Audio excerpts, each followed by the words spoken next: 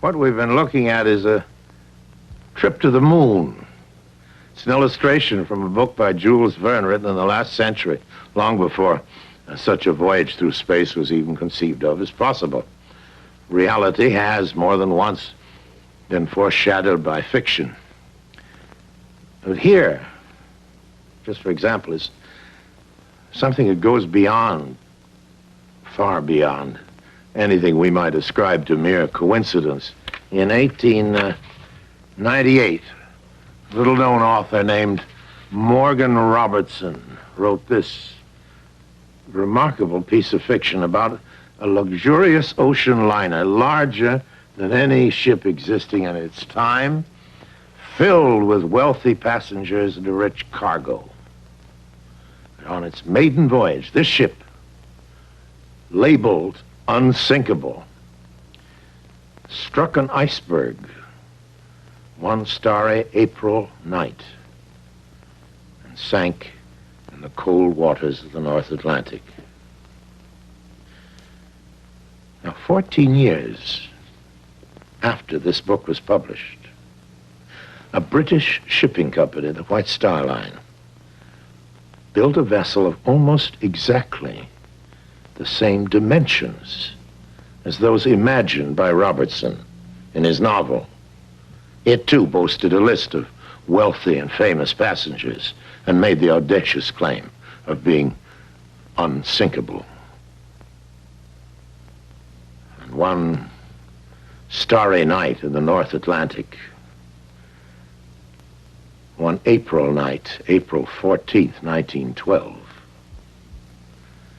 it struck a giant iceberg and vanished beneath the seas. Now, the similarities of size, speed, and fate are truly incredible. But the most startling parallel of all, Robertson named his fictional ship the Titan. Its real-life counterpart, as we all know, was the Titanic.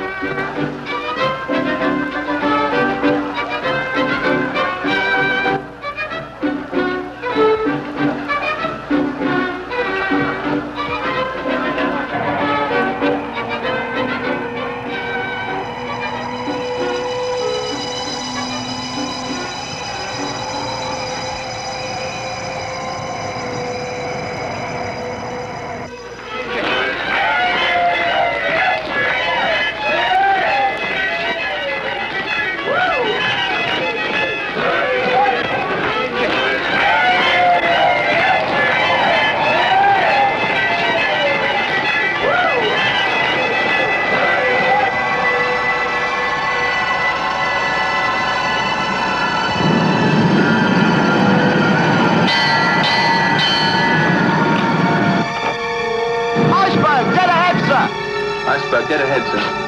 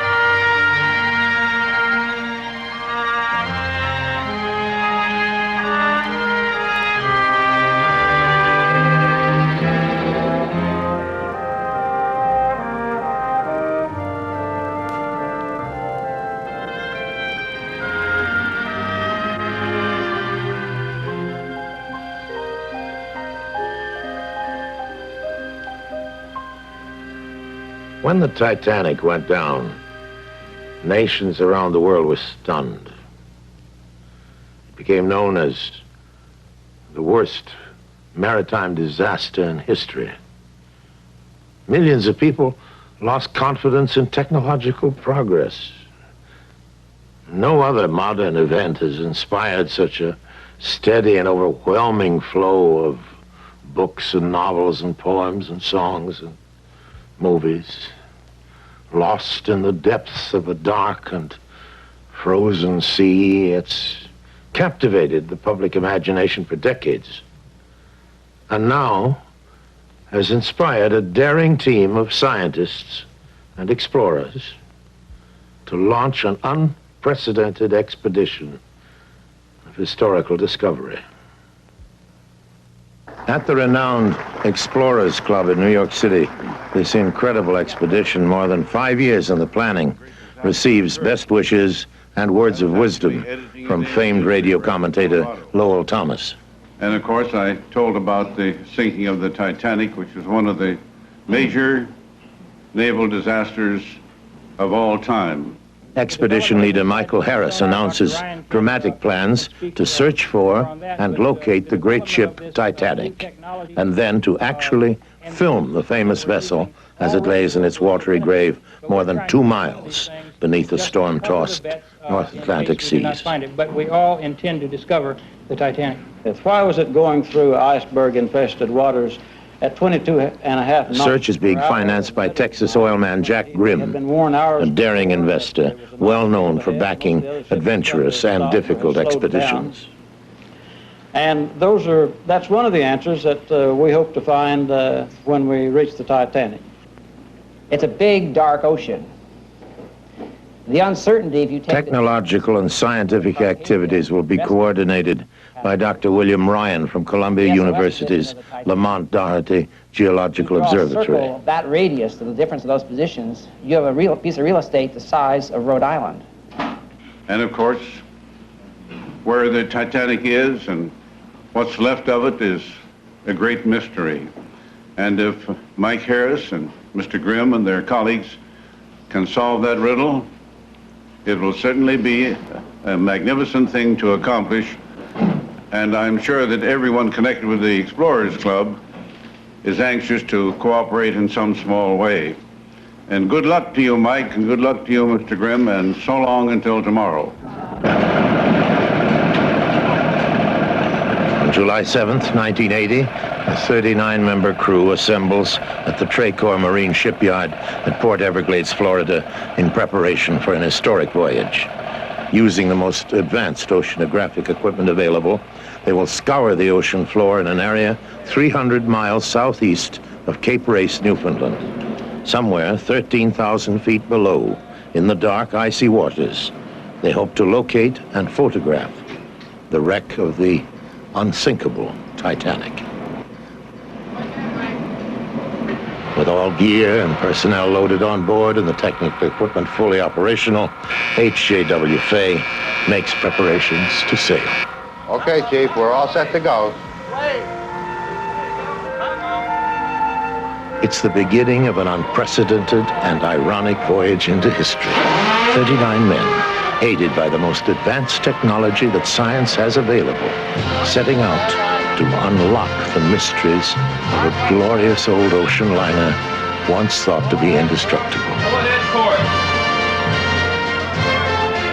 On that chaotic and terrible night in April of 1912, a dream was suddenly transformed into a nightmare. Overconfidence and arrogant pride were swallowed up by the relentless dark sea. And now, in the quiet and solemn heat of the Florida night, everyone aboard the research vessel Fay is careful not to whisper any claims of being unsinkable. Have a good trip. Relax. Don't hit any icebergs. Thanks. Steady. Steady.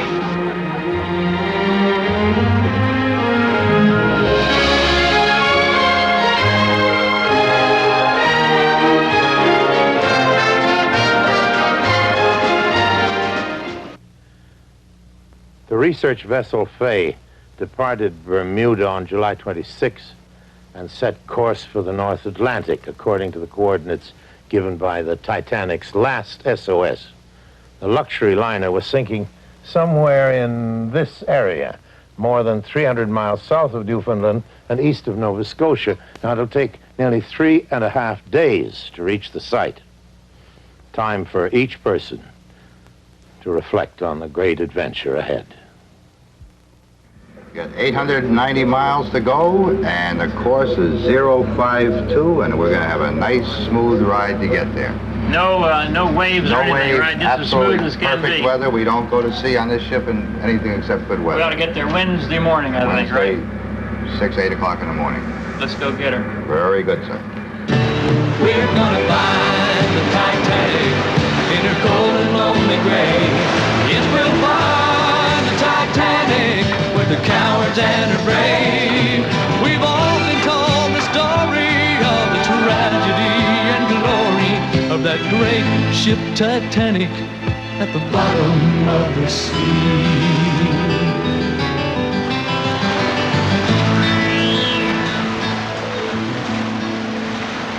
Norm, why did you decide you wanted to captain the Fay to go find the Titanic? Well, the regular captain wasn't available, and I know the ship as well as anybody, so I figured I'd better take it myself. You don't care anything at all about actually being here to find the Titanic? Maybe a little bit. The place at which Titanic thought it was at the time it sent out its SOS signal is right here at this spot we labeled Site 1. Let's put it, we got one some build kind of a on. marker on there. She was headed in this way, ran into the ice pack that was about in here somewhere. The next nearest ship was the Californian, which was headed in pretty much the same direction and was ahead of Titanic.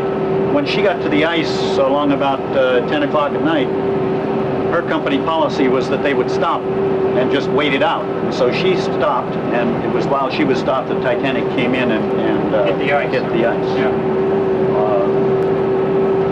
Some people think that people on the Titanic could see the Californian, in which case one of these two positions is in error because they're too far apart for that in any realistic way. So the Titanic could conceivably have been up as far north as here if the Californian's position was right. Or if in fact we find the Titanic here where she thought she was, then in fact the Californian has to be down here.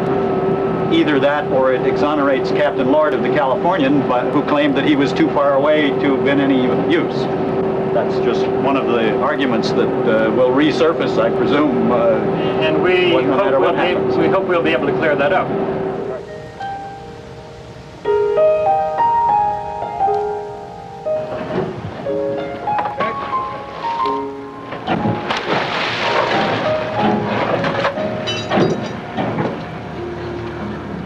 Approaching the site historically considered to be the location of the Titanic's last coordinates, the researchers launch a series of 3 transponders. They are dropped into the ocean at 5-mile intervals in a triangular pattern around the site.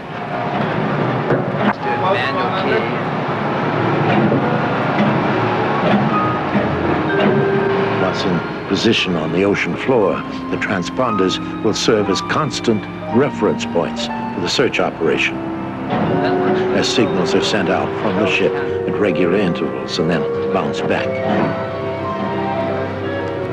This will allow the scientists to pinpoint precise locations of objects thought to be the Titanic. Lower this slowly. Lower this slowly.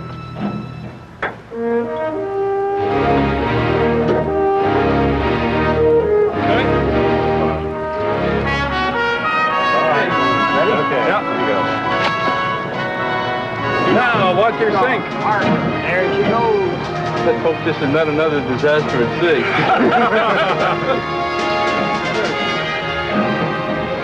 My God, it's being attacked by a shark. Hey, a fish is nibbling at the line. That's what's wrong. It's thinking. There it goes. Bye. Down it goes. Now, there's the final. One more success.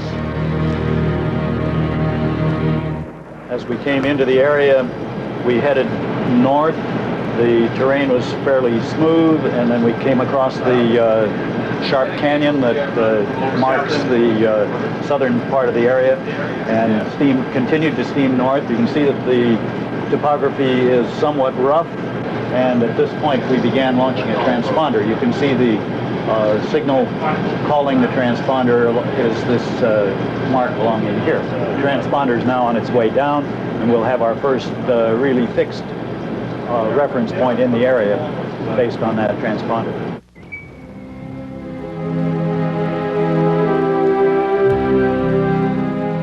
In this animation, a signal is sent out by the ship's echo sounder and then bounced back by the transponders.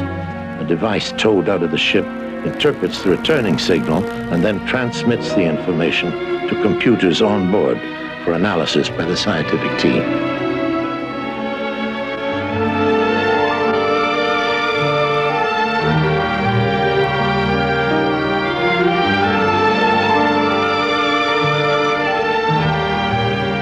Next, the crew launches the repaired bluefish. A large yellow fin has been attached to the top with a magnetometer secured to the center. This device will measure fluctuations in the Earth's magnetic field and pinpoint any unusual large metallic objects. Reg, this is the lab. Will you come right to course 245? Roger that. Come right to 245. Give me forward ahead 150 RPM, 150 RPM. Port engine ahead, 150 RPM. You can see side scan signal all the way out, right out to 4 seconds on the port side and starboard side. And this is the sub-bottom, 4.5 kilohertz that looks down. And this little blip right in here is the bottom. And Bob's been flying just a little under half a second. Initial data indicates that the ocean bottom is hard.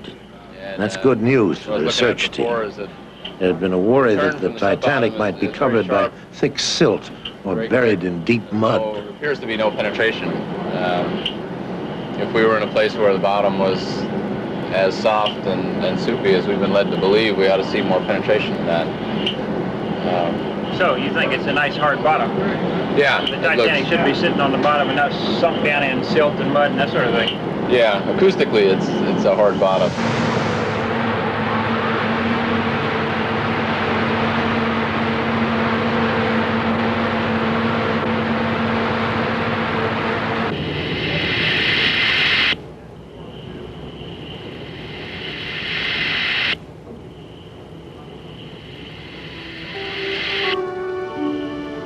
The side scan sonar on the Bluefish emits a pulse that literally paints a computerized two-dimensional acoustic image of the ocean floor.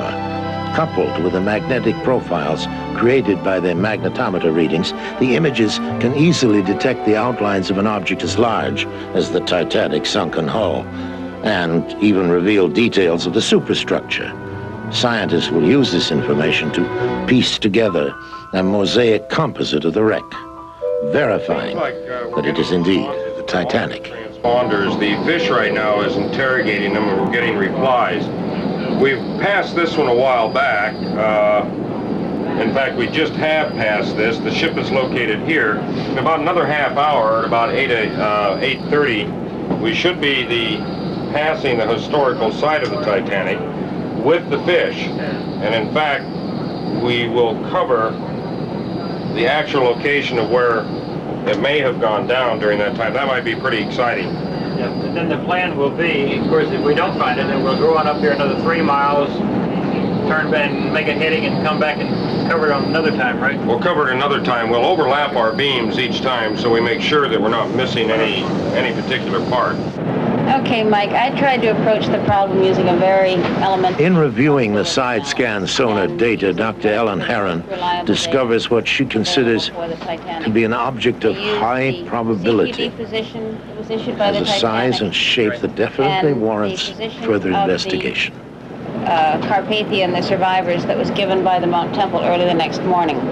Now, this fixes the navigation fixes that were given by both the Titanic and the Mount Temple, you can assume, have at least a 5-mile radius of confidence. And what I did was I first drew circles with a 5-mile and then with an 8-mile radius around those two positions.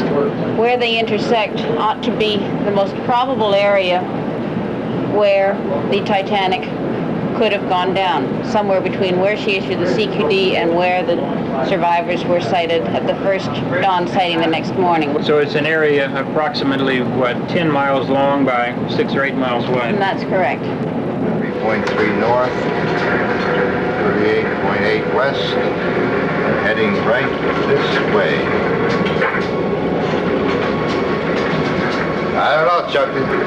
You got some small problems. Got a hurricane heading this way and a gale heading this way. I don't know what's going to hit us first. That really sounds good, doesn't it? Charming, just charming.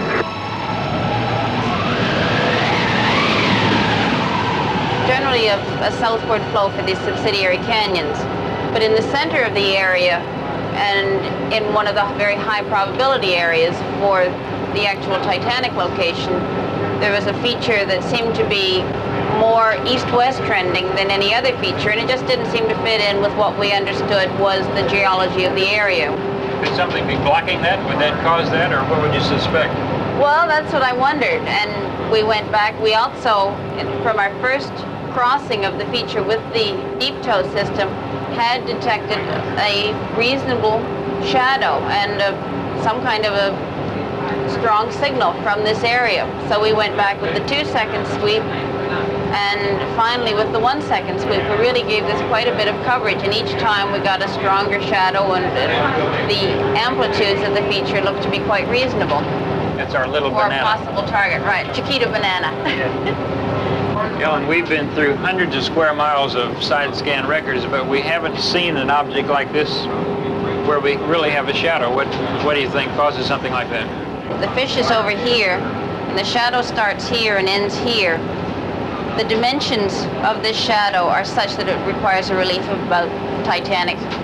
Yeah, this size seems to be the right size for a Titanic and width. Well, this would be the length of the Titanic, and then the height, whether it's the beam or the keel to deck, would create a shadow of about this order of magnitude. Ellen, then what you're saying is if we know the height of the fish and measuring the length of the shadow, then you can figure out the height of the object that makes that particular shadow. That's right. It's just simple elementary geometry. Yeah. And in this case, the shadow that we saw is of the right length to reflect an object that has a relief on that would be the height or the beam of the Titanic.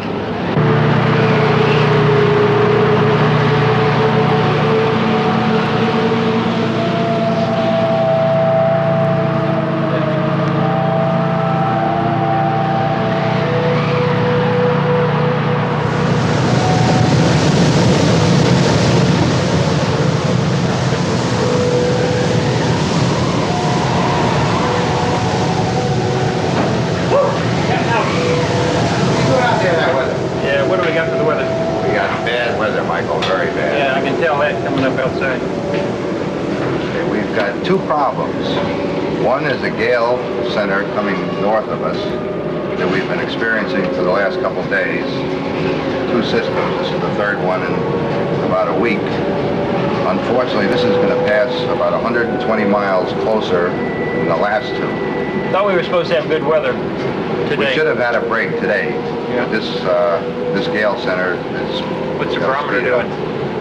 She's dropping now, so it's getting closer. Yeah. What good news have you got? The hurricane's not here yet. That's the good news. Hurricane? Hurricane, yes, sir. Hurricane. Unfortunately, Hurricane Bonnie is located down here, and she's heading north-northwest to pass close to us. It will be here in this area about 2.5 days. 2.5 days, huh? Yeah. Bill, we're in big trouble. Well, what's the effect of this linking up with this weather pattern over here? What's it going to do to us as from now? What's happening now, the hurricane has absolutely no effect on us whatsoever. Yeah. The gale coming north of us will leave us in the wake of the gale about 48 hours of nasty weather, at which time the hurricane will pick up where he left off. And I can see a week. So we're whacked out here for a week. I'd say so, yeah. I got to get the camera package in. Tell Spees right away to get the damn side scan up, and let's get the camera down and see what we got.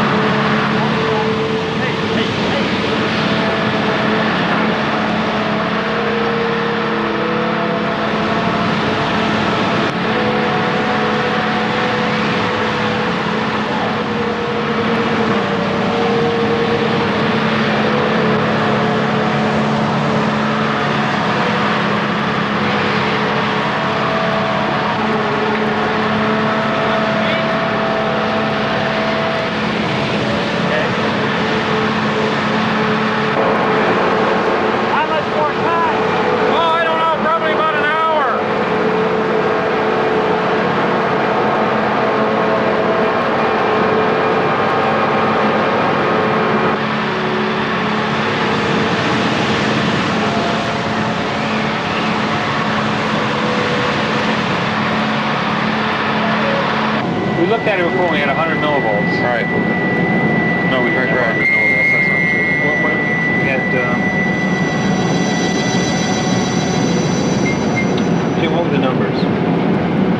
I think there were like 20 to 50 millivolts coming coming into this thing. That's right. And that's what we could see here because it's full gain on this thing. We were able to get, a division or two. Right.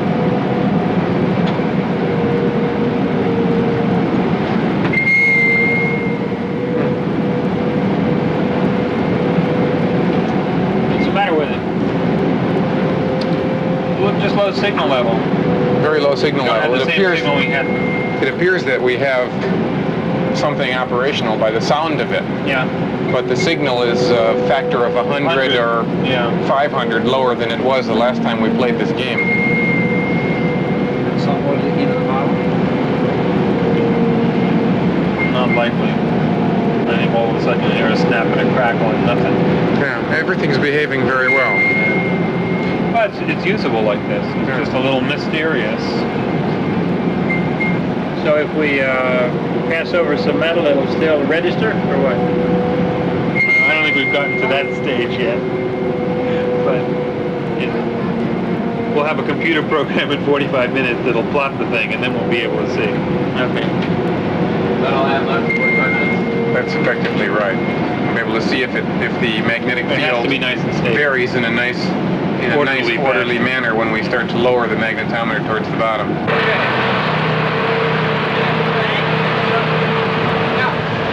The jerry-rigged magnetometer is placed in a silver pressurized container.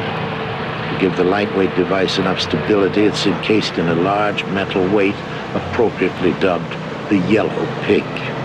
Hopefully this added bulk will allow the makeshift instrument to safely ride out the savage currents below. Now, let the strain go.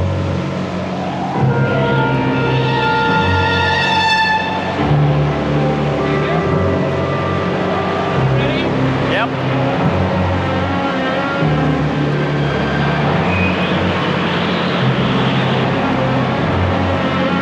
Let it stop rolling for a minute there. Down on the main.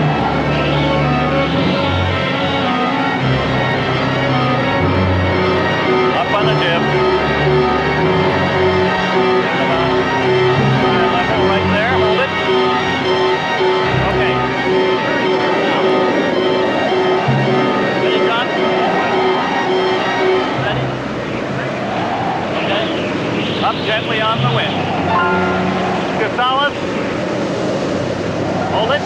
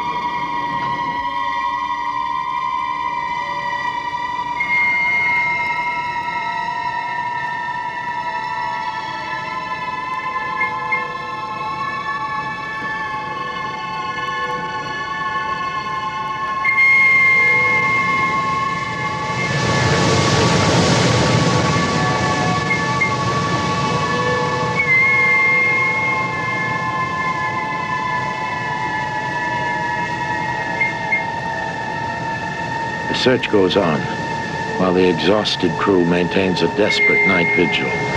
With the camera sled unable to descend, the very last hope for discovery lies with the makeshift magnetometer.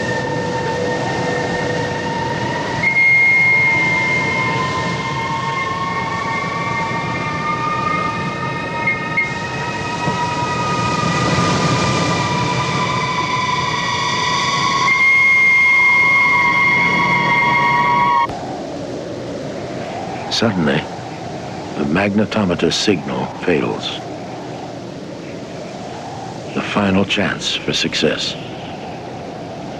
is gone.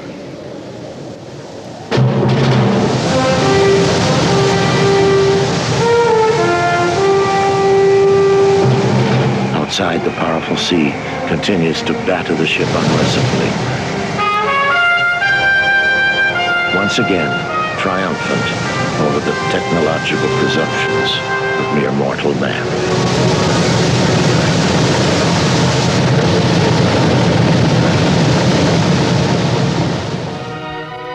Titanic, an engineering masterpiece. In her time, she represented the sum of man's technological genius.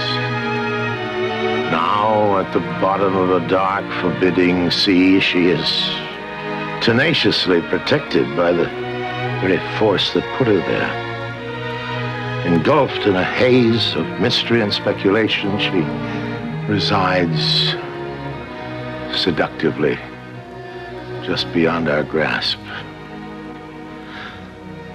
But that's soon to change. Let's examine the accomplishments of Titanic 1980.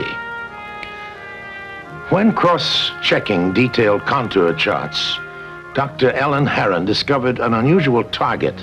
That target was located here.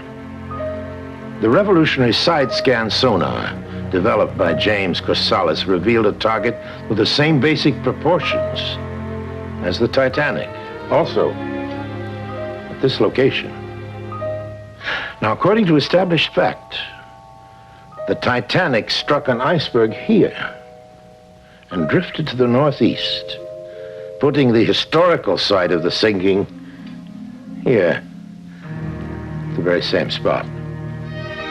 So all the evidence seems to point to this specific area. It's the precise location of the unsinkable Titanic.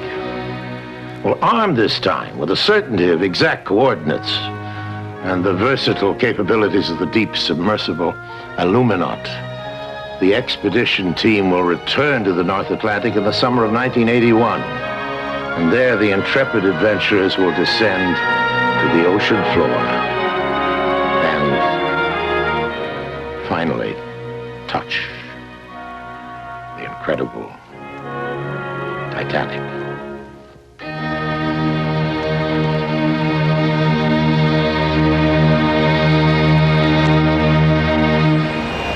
Hello, folks. I'm James Drury. I'm about to leave on the most exciting adventure of my life so far. The second Grim Harris expedition to locate and photograph the Titanic in the North Atlantic.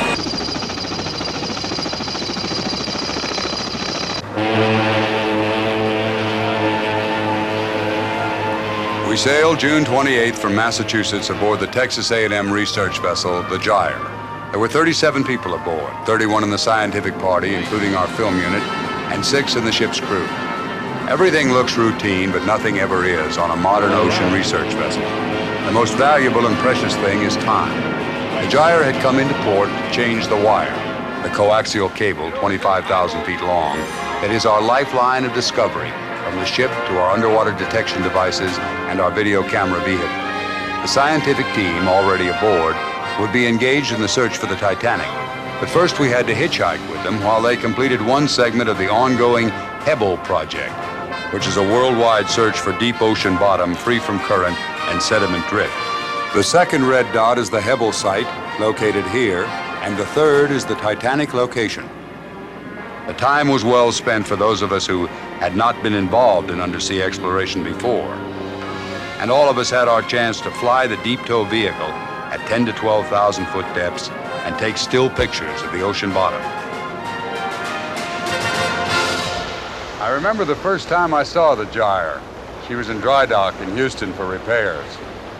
With her screws and rudder 10 feet off the floor, she was about as unglamorous a ship as I'd ever seen. 180 feet of ugly brute strength. I fell in love with her right off. This is a very special trip with some very special people. It's not your average Staten Island ferry boat ride. You can see it in the brightness and the quickness of everyone aboard. They know that they have the best chance yet of solving the mystery of the Titanic. And they are at play in the fields of the Lord with the best set of electric trains anybody ever had. You'll meet all of those aboard as we go along, but I need to say a word about some of them. To begin with, this is a very young group. Youth is not a time of life, it's a state of mind. Youth means a temperamental predominance of courage over timidity, of the appetite for adventure over the love of ease. Nobody grows old by merely living a number of years. We grow old when we have more old memories than young dreams.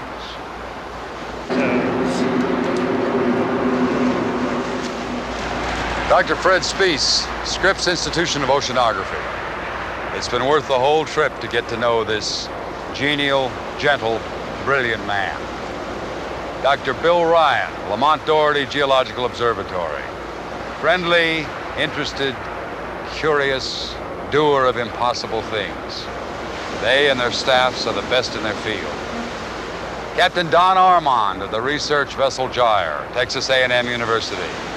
Man of the sea, in love with the sea. Mike Harris, expedition leader, dreamer with a dream. A man with the patience of Job and the guts to find a way to make the dream come true. A special quiet hero, Mark Olson, graduate student at Scripps. A young genius who could fabricate a part that couldn't be fabricated and that was not even in his field. Dr. Carl Lowenstein, computer expert, who knows everything. And of course, Jack Grimm, a scientist, a seeker, a gambler, a self-made man in every way. He says he never grew up. He says he's looking for the Titanic because he wants to find it. He says he's at war with the North Atlantic, and I believe him. He makes it all possible. It's a better world because he lives in it. We have 14 sonar targets that were found. While we are underway between locations, we have time to reflect on, discuss, and illustrate our mission and learn.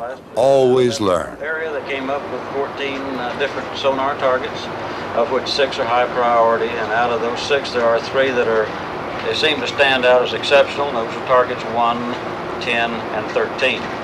What we do first would be get in there and establish our navigational base. I'll put the So transponders the in. transponders will be in there, and then when we get the magnetic signature, we'll have a place we can return to for pictures. How does the magnetometer work physically? Does it send a signal to the transponder and then to the ship, or does it send a signal directly to the ship? Well, the magnetometer is mounted on the same fish as the side looking sonar and everything, and that fish does send signals out to the transponders, and they come back to the tow body and up the wire to the ship. How do you differentiate when you find a piece of metal? That's something I don't know. Well, a piece of iron will distort the Earth's magnetic field, change its strength. So all you're doing with the magnetometer is continuously measuring the strength of the Earth's magnetic field from one point to another. You then see that on the readouts in the lab? That's right, yes, in real time in the lab. So when you see an anomaly there, you will know? We sure will. At last, we are in the Titanic area and launching our first transponder. This is much more complex than the recovery because we must launch at the exact time that our radio communications with the bridge tells us we have an exact satellite fix of the ship relative to its position on the surface. So we will know where the transponders are relative to the ship and the deep tow on the bottom. The exact amount of cable between the ship and the deep tow is monitored as well, giving us one more point of reference. Each time a transponder is launched, the process is repeated. We are literally bugging the ocean floor, and we have to know where the bugs are.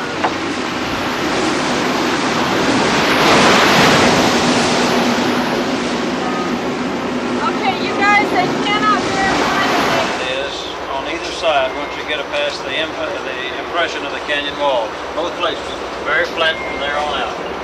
Yeah, we just went over, we were going over really that first target, number 6, which wasn't a very high priority. And the magnetometer didn't show anything, so... There was no magnetic anomalies.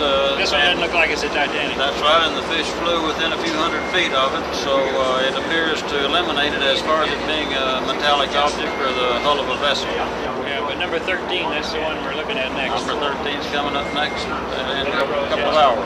13 right now. Yeah, it's a sonar target that we had from last summer, and this is really one of our number 1 priority targets, and that's it right there. These would be shadows, right, Mike? Yeah, that should represent, if this is the Titanic, that black mark should represent the Titanic, and this shadow is supposedly the outline of that particular object. So what's the scale here on this on this particular thing we're looking at? Well, this is roughly 900 feet long, and the Titanic was 882. So it's pretty close, and it shows a relief, I think, of 100 and some feet. This is about 400 feet per square here, something Yeah. like that. Yeah, I guess so. So we're chugging along down this canyon, and with the next 5 or 10 minutes, we're going to be by this with the magnetometer, and it should show up over there on the scale if that's if there's any metal associated with this particular target. Vast difference from last year, I guess, when you didn't know whether it was metal or not. Yeah, we didn't have a magnetometer yet. We have just passed Target 13, one of our top priority targets, and there has been no change in the Earth's magnetic field. 13 is a dry hole, so we're heading up the line. We're mainly in the vicinity of a canyon on the ocean floor, 15 miles long and 2 miles wide, that the scientists named Titanic Canyon. Since we can't take pictures of the bottom and operate the magnetometer at the same time, the decision is made to take pictures in hopes of finding some debris. The days race by, and it feels like sitting in traffic in a New York taxi with the meter running. Deep Tow carries 3 35mm cameras in pressure-proof housings that each have a 3,200 frame magazine. In order to develop our film, we have to recover Deep Tow, unload and reload the magazines, and make another launch. We are using a special fast film designed by Kodak for use in limited light, and it is custom packed for the underwater cameras. What do we got? Well, this appears to be a possible fossilized vertebrate. See the little vertebrae sticking out back here. And then there's also, someone suggested this might be a skull here. It's certainly something circular. It may be an eye socket. This one is a very interesting photograph. As we examine the prints, one thing becomes clear, if it wasn't clear already. The technology of Deep Tow is great. We can photograph the Titanic in minute detail once we find it. We are hoping for man-made objects, but find very few. A bucket, a pulley with a hook, a few fish. Over 3,000 merchant ships were sunk in the North Atlantic during World War II by submarines, and we found very little evidence of anything. The ocean is so vast, and we have so little time. Mark Olson and Anita Brosius are putting the final touches on the pressure-proof housings for the color video camera and recorder. Color video has been taken at much greater depths through the porthole of a bathysphere. But as far as we know, no one has ever used color video in an unmanned vehicle at 12,000 feet before, traveling at 6 feet off the bottom. It will prove to be the most exciting venture of the entire expedition. We are launching the video camera sled for its first, last, and only run of the trip. This particular configuration has never been used before, and Dr. Bill Ryan looks on as anxiously as any expectant father in a hospital waiting room. The plan is to make a run from the position where the lifeboats were recovered, north to the CQD or last SOS position of the Titanic, using a constantly shining light as opposed to the strobe light on the Deep Tow. These lights, like a set of truck headlights, are encased in pressure-proof housings along with their batteries and will give better illumination than we have had so far.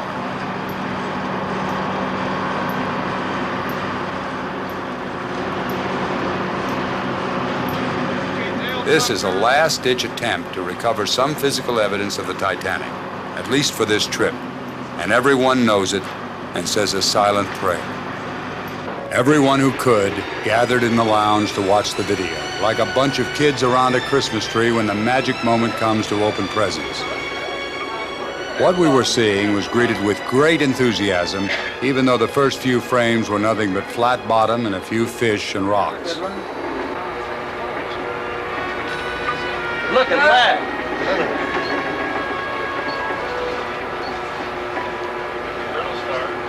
Another good one.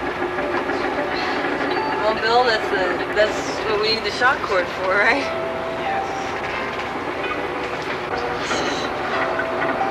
I'm really impressed with the way Bill this. Oh, look at how that was something moved out. Yeah. What was that? It was dust. No, it didn't hit the bottom. Something stirred up. That's something stirred up and split. Yeah. All right. Yeah, that's what it was.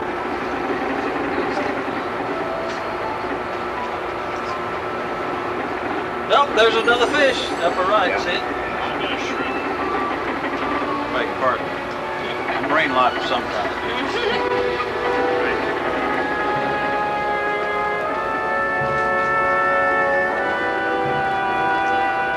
Nice shot there, isn't it?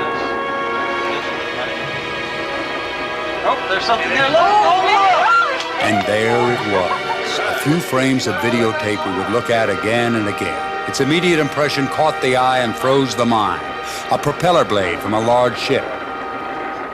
But the scientific method is cautious by definition, and much discussion, pro and con, took place. Depending on the angle, the top would look sharp, though, wouldn't it? It has to look sharp, or else it's not propeller. I thought it looked more like one single bladed propeller. Yeah. Yes. Because the rear blades are three real propellers. The outboard propellers are three bladed propellers. It looks like the blades are attached separately in the drawings I looked at. And it seems conceivable. It looks like it's just one blade. Right. It looks like, to me, like it's more like the blade's laying more flat on the bottom. I guess if you're coming over the front edge this way, it looks like it's sharp this way. We're running along the leading edge of the blade, rather than sticking up at some angle and being buried in the mud. Jack, let's look at it again. Okay. There it is, man. Look at that. See the curvature of it? Now watch. The consensus ruled out Mark Olson's theory that the blade was laying flat on the bottom. Painstaking measurements estimate the blade to be between 8 and 10 feet tall and place it 16 to 20 feet off the bottom. As we look at this artist's rendering of the hull, we see the course the camera sled probably took as it passed over the blade. All the way back to Boston, the debate continued. Whether the blade we see in this still picture taken from the videotape is the right size and shape to belong to the Titanic. We could not know and did not know until we got home to Texas that on Jack Grimm's desk was this picture of two commercial divers from Scotland, Mr. Simon Martin and Mr. Alec Crawford, with a propeller blade from the Oceanic. This ship, of similar vintage and size in relation to the Titanic, was wrecked off the coast of Scotland 60 years ago, and the similarities between the two pictures speak for themselves. So much so that plans are underway to reactivate the Illuminaut, Reynolds Aluminum's deep-diving submarine, and return once more to the old gray Widowmaker and dive on the Titanic.